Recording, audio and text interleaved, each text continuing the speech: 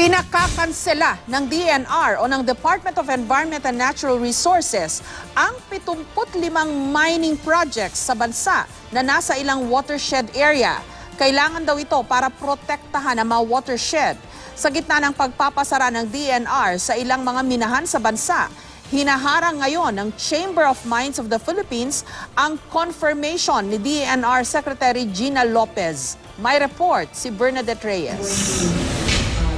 Matapos ipasara ang mahigit kalahati ng mga minahan sa bansa, iniutos naman ngayon ni DENR Secretary Gina Lopez ang pagpapakansela sa 75 Mineral Production Sharing Agreement o MPSA sa mga watershed sa bansa.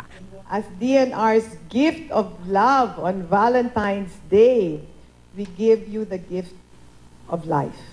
Ang MPSA ay kasunduan kung saan may parte ang gobyerno sa mamimina habang ang kontraktor ang magpupondo sa proyekto. Kapag nakansela, hindi na matutuloy ang operasyon ng mining company.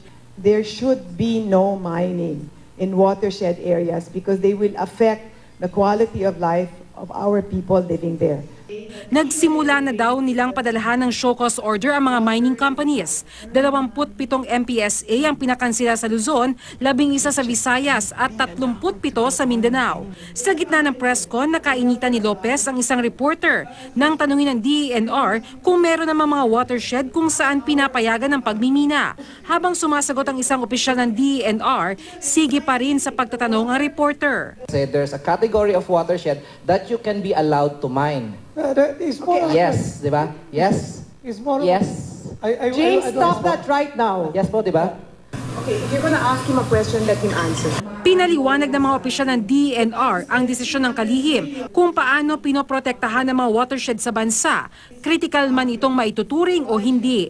If the function there is gonna adversely affect the water supply of the community living there, it is my duty as DENR to protect the people there. Sabi ng Chamber of Mines of the Philippines, ipinawalang bahala umano ni Lopez ang due process nang magpadala na ng notice para sa kanselasyon ng mga MPSA.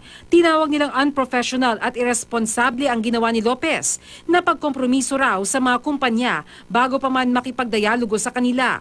Muli silang nananawagan sa DENR na ilabas ang buong resulta ng audit sa mga minahan kasama ang resulta ng mga isinagawang test at sundin daw ang due process at rule of law. Sa gitna ng banggaan ni Secretary Lopez at ng mining industry, hinaharang ng Chamber of Mines ang confirmation ni Lopez bilang DENR Secretary sa Commission on Appointments o CA. Naghahanda na raw si Lopez para dito. So I want to have the time to be able to show that there is a way, that I just didn't do this blind, that I have a plan. Bernadette Reyes, GMA News.